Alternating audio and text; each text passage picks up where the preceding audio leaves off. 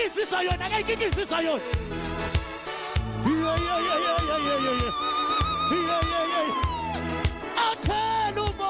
Indeed umvusile umfundisi umuntu ofile emathuneni but onke umuntu obonile lento le uyabona ukuthi this thing is not real.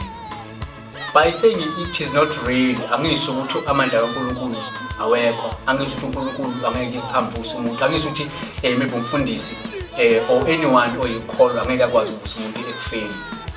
But guys lokhu kuyabonakala ukuthi ungamanga. iBhayibheli lithi sihlole omoya, sihlole omoya.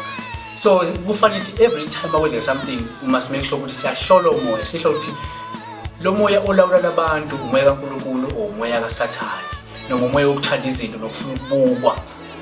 Bafowethu asikudlalwa ngabantu egameni likaNkulunkulu.